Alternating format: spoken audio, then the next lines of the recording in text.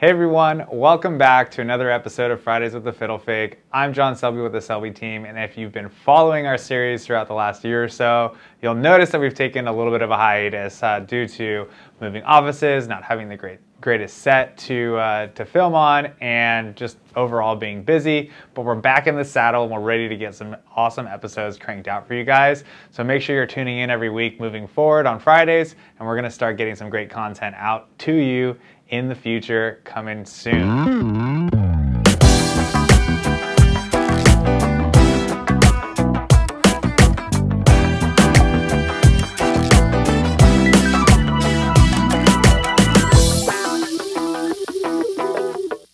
So today I just wanted to cover a topic that's come up a little bit. I just thought I'd create some confusion amongst my clients when I'm either representing someone on the buy side or also representing somebody on the sell side.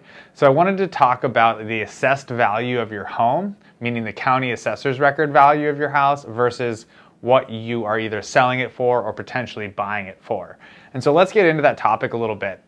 So oftentimes when you're buying a house, the sellers have owned it for quite some time, or the sellers may have even done some huge updates to the house over the time that they've owned it. And so when you look up the assessed value of the house, which is on the county assessors, which is what it bases those homeowners' taxes on, it may be a significantly lower number than what you're actually purchasing the house out at. So prime example, somebody buys their house in the 70s, they've lived there, pretty much through their childhood, they inherited it from their parents. They may have a tax basis on that house of $70,000, and their yearly taxes are, somewhere around $800 to $1,000. And as soon as you buy that house, that triggers a notice to the county assessors to come out and reassess your house. So what they're going to do is they're going to look at what you purchased it for, they're going to reassess what's on the property, and then they're going to add a new tax value to the property, and then that's where your taxes are going to be based off of.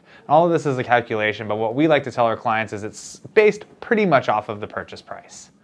For sellers, the assessed value is a little bit different, meaning that it doesn't really apply. You've purchased the house, you have a value that you're paying on your property taxes, and when it goes to sell it, that is ultimately going to get transferred over to the buyer. But one thing to keep in mind, if you are a homeowner and you're either considering selling or considering doing upgrades to your house, pulling permits, doing significant upgrades to the house can cause a reassessment of your home, and it can, increase your property taxes over time.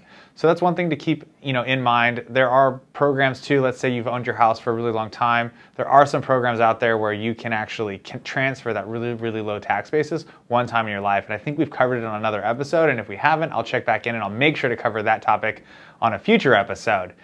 So anyways, that covers today's topic, and we're excited to be back in the saddle with these videos. So check in next week for another awesome episode of Fridays with the Fiddle Fig. I'm John Selby with the Selby team. Have a great week.